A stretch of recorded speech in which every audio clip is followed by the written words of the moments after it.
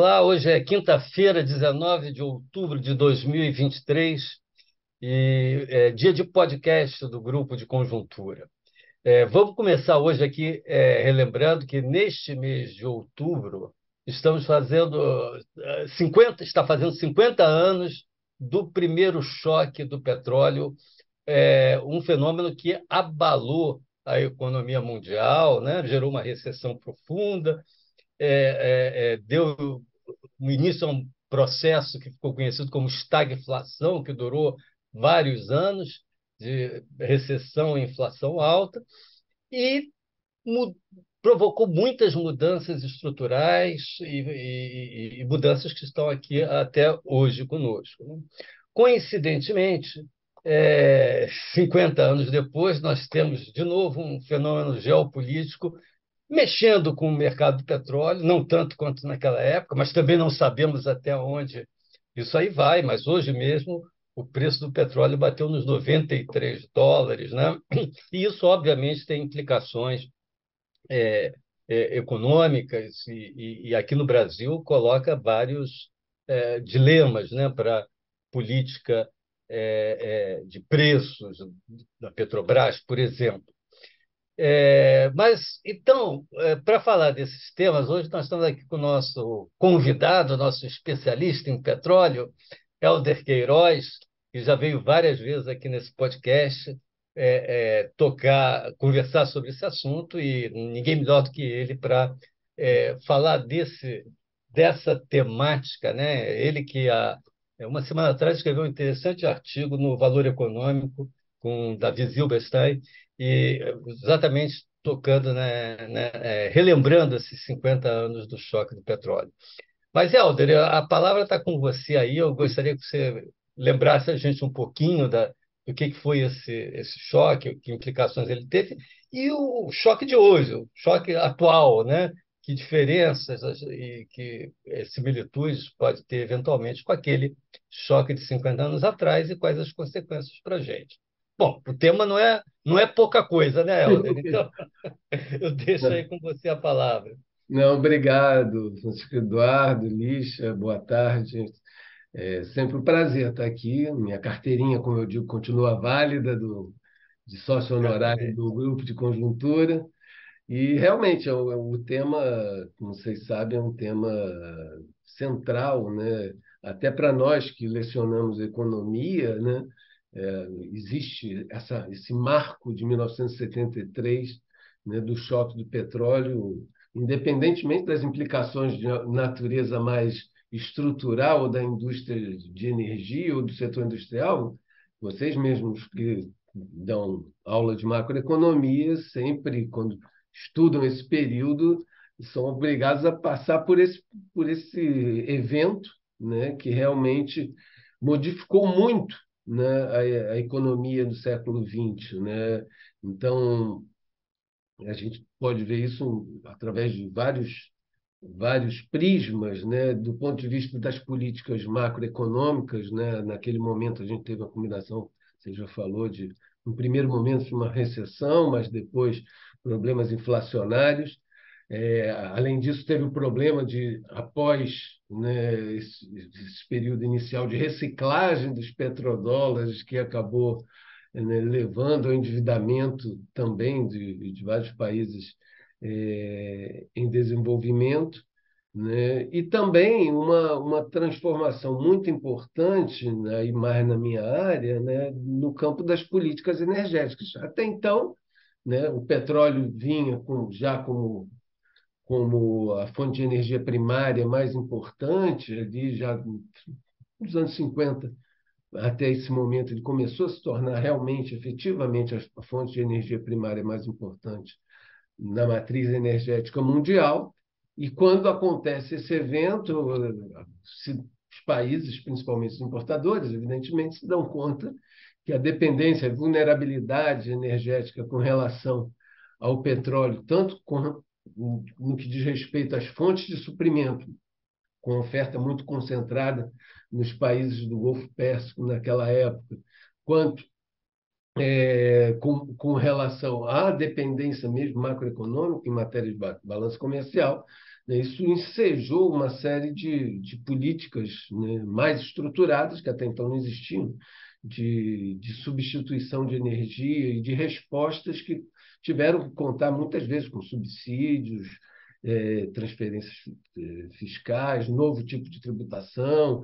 Então, é realmente um marco, né, que vai mudar as políticas governamentais, vai mudar o comportamento é, das empresas produtoras e dos consumidores, né? Você estava falando, e hoje realmente o preço chegou a US$ 93, né? Naquele momento, claro que em termos nominais lá atrás era muito menor, estava em quase 3, US$ 2,90, US$ 3, mas no espaço desse mês de outubro de 73 ele pulou para 12. Seria como hoje saltasse de 90 para 360, né? Você quadruplicar os preços, para a gente ter ideia do impacto, né, que foi, naquele momento, né, para todo mundo, o aumento do preço do petróleo. E como, né, o petróleo, principalmente naquela época, né, você tinha uma característica de inelasticidade, preço de curto prazo da demanda, você não tinha como substituir, né, rapidamente o seu parque de equipamentos, etc. Então, isso, no primeiro momento, realmente acabou se traduzindo em problemas macroeconômicos muito importantes. Depois, no caso de diversos países, várias respostas de substituição. O Brasil, que hoje é um exportador relevante de petróleo, começou a ter uma resposta em matéria de valorizar mais os recursos petrolíferos nacionais também nessa época. Até então, em 1973, a Petrobras tinha 20 anos. Os primeiros 20 anos da Petrobras foram muito marcados pela construção do parque de refino, né? Porque até então a gente continuava importando petróleo para refinar aqui e nas refinarias, né, que acabavam recém-construídas, né? A partir desse momento, se a gente olhar os dados históricos dos investimentos da Petrobras, vai ter um shift, né, uma mudança, praticamente uma redução forte dos investimentos nessa área, né, do middle stream, downstream, que a gente chama, e um aumento importante dos investimentos em exploração e produção, em particular no offshore, né? Porque esse foi um efeito também do aumento do preço do petróleo, né? Dado que o preço aumentou muito naquele momento, áreas com estruturas de custo mais elevadas passaram a se tornar mais atrativas, mais viáveis, etc. E tal. Tanto que a gente vai chegar no final da década de 70 lá com praticamente 25, US$ 30, né, o barril. Então, você viabilizou também o investimento em exploração e produção em áreas de custo mais elevado.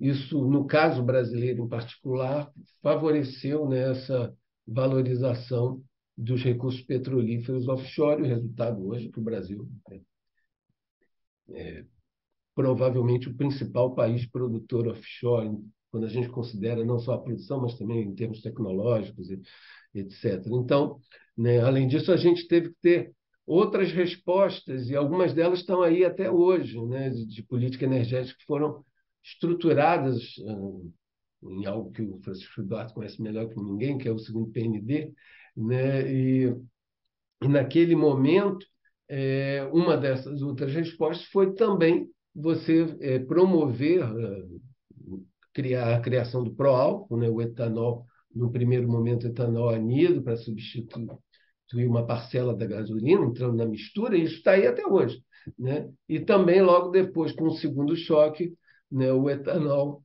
perdão, hidratado, né? Então, isso acabou sendo. A gente tem essa herança até hoje, né? E é até positiva, porque o etanol ele tem menos emissões que a gasolina e o diesel.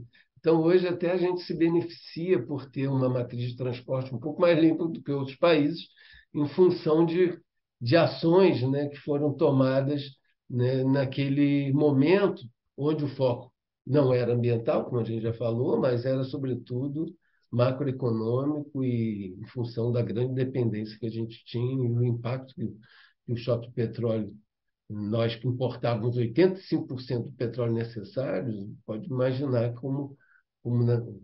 um choque dessa magnitude, né, naquele momento, né, gerou um problema macroeconômico importante.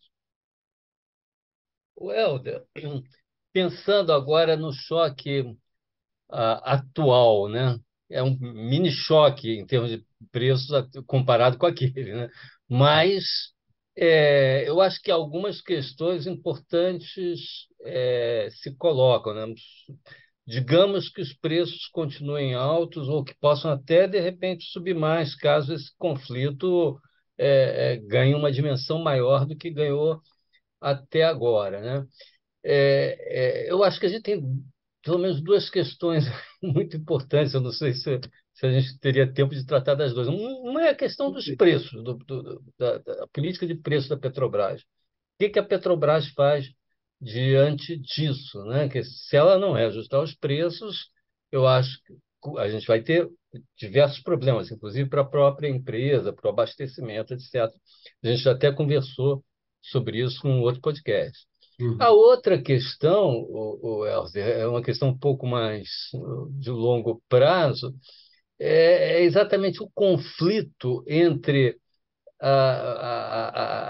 digamos assim, a aceleração da exploração aqui para aproveitar, inclusive, essa situação e a questão ambiental, né? Isso aí hoje é um grande debate aqui no Brasil, inclusive a propósito lá da situação ali na chamada margem equatorial, né? Uhum. Então, como é que você vê essas questões a partir desse choque, dessa crise atual, né? É. A partir da invasão, da crise entre o Hamas e Israel? Então vamos lá por partes. Começar do internacional para É, o nacional. Olha só, Du, eu não sei exatamente se a gente já pode falar que tem choque, né? Nos últimos anos, a gente tem observado uma volatilidade com pisos e tetos muito mais ampla do que antes, é que a gente acaba esquecendo, mas há um ano e meio atrás, né, chegou a bater US$ 120, é verdade. né? Então, boa parte dos problemas de inflação que vários países do hemisfério norte experimentaram veio desse momento. Depois o preço caiu, né? E agora está começando a subir. Nesse momento, acho que tem muita gente ainda em observação. Acho que hoje teve uma reação um pouco maior, porque começou a se especular sobre uma possibilidade de espraiamento, né, do conflito com relação ao Líbano, etc. E tal. Então, aí isso aumenta, né, as fontes de certeza, você acaba tendo mais elementos de especulação. Eu também sempre acabo olhando o mercado de contratos. O mercado de contratos fica mais nervoso, né, no mercado futuro fica mais nervoso por conta da formação das expectativas, e hoje tem uma influência enorme sobre a marcação do preço diário, né? Então a gente vai ter que aguardar, né, ainda um pouco, né? Desde o início do conflito, em 7 de outubro, né? Talvez hoje tenha sido o segundo dia quando a variação percentual foi maior, mas logo no primeiro dia a gente teve lá 3%, 4%. Então tem muitas de aumento, né? Então a gente ainda tem que aguardar para ver quais os efeitos, e eu nunca me arrisco a dizer aonde pode chegar, porque a gente sempre acaba, né, depois tendo que justificar que a bola de cristal não estava muito bem limpinha, etc. E tal. Mas, mas de fato, a gente está num momento onde o mercado está muito nervoso, né? Isso, obviamente, né, a depender do patamar que ele alcance, vai se traduzir também na necessidade da Petrobras alinhar os preços ao mercado internacional, como a gente já falou aqui várias vezes, tem uma parcela importante principalmente derivados que são ainda importados e fundamentais para a garantia do abastecimento, e a menos que a Petrobras resolva importar, o que não seria desejável, com prejuízo, né, esses importadores têm esse papel importante para complementar a oferta de derivados e necessitam, né, de competir em condições onde os preços possam minimamente refletir as flutuações que a gente tem na matéria-prima, né? De modo que talvez ainda antes do fim do ano a gente possa vir a conversar de novo, né, para saber se o mercado, né, de que maneira respondeu e de que maneira isso repercutiu aqui, especialmente também em matéria de inflação, né? Agora, nesse momento, para os exportadores, obviamente, isso é bom, né? Devo lembrar também que nós somos exportadores, né? Então, isso, o petróleo, né, tem ainda a cumprir um papel muito importante para a economia brasileira, né? Hoje mesmo a gente está falando que o governo está buscando aí mais 67 bilhões de reais, etc. Lembrar vocês que ano passado, só de royalty, participação especial, foi praticamente 120 bilhões de arrecadação, né? Além disso, todo mundo, eu inclusive também critiquei a política de dividendos, né, do ano passado, feita pela Petrobras, mas isso quer dizer também que um dos acionistas, né, recebeu muito dinheiro, que é a União, né? Então, se a gente considerar Só dividendos, royalties e participações, foi isso que você disse, 120 bilhões, 120 só royalties, bilhões. quer dizer, Isso, 1,2% do PIB atual, né? isso. Realmente é É, é uma mu- arrecadação então, por isso que impressionante. assim, obviamente, a gente tem que entrar numa transformação da economia brasileira, que eu evito até chamar de transição energética, né? Mais rumo a uma economia de baixo carbono, sim, etc. Mas, durante muito tempo ainda, este setor, né, vai cumprir um papel fundamental, não apenas do ponto de vista da garantia do suprimento de energia, mas também do ponto de vista do equilíbrio macroeconômico, né? Então, são mudanças estruturais que necessitariam de um cronograma que acho que ainda está por vir e precisa ser mais bem pensado, mais elaborado, etc., para ver em que horizonte, né, a gente poderia, se for desejável, né, pensar em interromper ou reduzir os investimentos em novas áreas de petróleo. Até lá, sem fazer uma coordenação muito bem feita por conta, efetivamente, dos recursos que são aportados pelo setor, que eu falei só de dois itens, né? Além disso, você tem a arrecadação que está na gasolina, está no diesel, etc. Tem imposto de renda, tem as outras empresas, né? É um setor-chave da economia brasileira hoje, né? E ainda será por muito tempo, né? Então, de novo, a nossa situação também, até em termos, e tem a ver com o que a gente estava falando antes, né? Em termos de matriz energética, é muito mais favorável, e isso facilita também numa mesa de negociação do que outros países, né? Como eu costumo dizer, a maioria dos países do hemisfério norte tem 80 a 85% de combustíveis fósseis na matriz energética. Nós temos 55%. Né? Se eles lograrem lá êxito em políticas que reduzam de 80 para 55, será um sucesso. Não vai bater palma, porque será realmente uma mudança estrutural importante. Mas isso tudo para atingir a nossa condição em matéria apenas de matriz energética. De novo, isso não quer dizer que a gente não tenha que se engajar nisso. Além disso, o Brasil tem, em termos de emissões, não apenas a queima de combustíveis fósseis, mas as questões associadas ao desmatamento, etc., né? E, claro, esse setor já está se transformando, né? Tem um processo de inovação tecnológica e adoção de novas tecnologias que já está em curso, né? Mas a gente também tem que pensar que não é do dia para a noite que, por exemplo, você vai substituir o fogão a gás, né?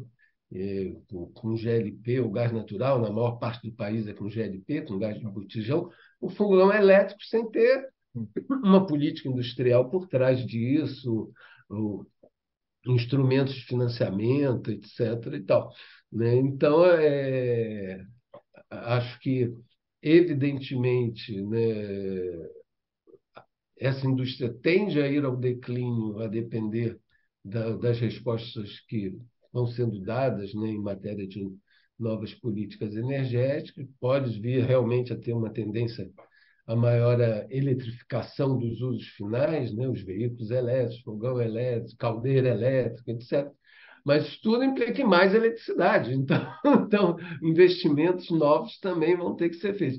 Então, o que eu estou querendo dizer é que, e aí para fechar com o último ponto, essas novas fronteiras de exploração, elas ainda precisam ser melhor estudadas e com potencial avaliado, né? Mas ainda podem aportar não só o petróleo em si, mas recursos importantes para a economia brasileira, além de geração de emprego, né? Aumento do nível de renda e outros ganhos em matéria de infraestrutura nas regiões onde você tem o benefício de ter esse recurso natural. O Helder, acho muito bom você colocar a questão dessa maneira como você colocou aqui, né? Porque eu acho que o que a gente está precisando aqui é discutir esse tipo de questão de uma forma assim racional, né? Sem grandes. Claro que sempre tem paixão, a gente não consegue Claro. colocar totalmente de lado, mas não pode ser só uma questão ideológica, apaixonada, etc. Porque tem todos esses lados, né, tem que ser levados em consideração. Você não pode nem descartar a questão ambiental, que é Uhum. gravíssima, como a gente sabe, e tampouco pode deixar de levar em conta todos esses fatores que você colocou, a importância desse setor para o emprego, para a produção, para a arrecadação do governo, para o balanço de pagamentos do país, e por aí vai, né? Uhum. Então, a gente tem que, quer dizer, ter uma discussão aqui nesse país racional sobre isso, ponderando esses vários e encontrando aí o caminho melhor possível, dadas esses conflitos, né? Uhum. Aí Uhum. e também na questão do preço do petróleo, né? Sem dúvida. Porque claro que vai existir muita. Se os preços continuarem nos níveis que estão, ou até subirem, vai haver muita pressão para Claro. sentar em cima dos preços. E a gente sabe que isso, por mais que essa alta dos preços dos combustíveis traga inflação, e vai trazer, mas a gente sabe que isso não deu certo. Então, Uhum. eu acho, em outras vezes, que isso foi feito. Então, a gente tem que parar e pensar e discutir isso de uma forma mais objetiva. Eu acho que isso é um tema fascinante. Aí, foi muito importante aí a maneira como você colocou. E 50 anos depois ele continua aí, né? Então, 50 anos depois, ele continua e, aí. e pela triste coincidência de também mais um conflito, né, que envolvendo toda a região Pois é, de ainda tem esse Israel, lado. etc. Obviamente, acho que, ao contrário de 50 anos atrás, neste momento, as soluções politicamente, diplomaticamente a serem negociadas vão ser mais difíceis de se encontrar. Tá. De qualquer forma, o Brasil hoje é visto como um país petroleiro, não? Pelo menos os Sim, investidores tratam o Brasil como um país petroleiro, coisa que não era 50 anos atrás. Tá? sim, sem dúvida. Lixa, você falou muito bem. Acho que é a grande mudança com relação à nossa posição nesse mercado, né, há 50 anos atrás. Hoje, eu até falei, nós somos exportadores relevantes no mercado internacional. O Brasil exporta mais do que muitos países do OPEP, né? Então, Tecnologia para produzir em águas profundas sem. além disso, né? Então, No seu artigo lá com o Davi, Helder, você lembra que em 73 o Brasil produzia 25%, não é isso? Importava o resto. 15%. 15. 15%, pior ainda do que eu estou É, falando, né? Então, era uma questão gravíssima. Pelo menos este lado da questão a gente não tem hoje. Na verdade, como você falou agora há pouco, a gente, em certo sentido, até se beneficia com essa claro. alta dos preços, seja pelo lado fiscal, seja pelo lado do balanço de pagamentos, né? Uhum. Mas, enfim, é, a gente ainda tinha muita coisa para conversar aqui sobre esse tema. Convocaremos o nosso especialista e amigo Helder para outras conversas aqui sobre o petróleo. Vamos ver aí como é que a coisa vai se desenvolver até o final do ano, né? Pode ser que até lá a gente precise outra vez voltar a esse tema. O podcast do Grupo de Conjuntura, então, fica por aqui. Obrigado a todos e até a próxima quinta-feira com mais um podcast do Grupo de Conjuntura. Até lá.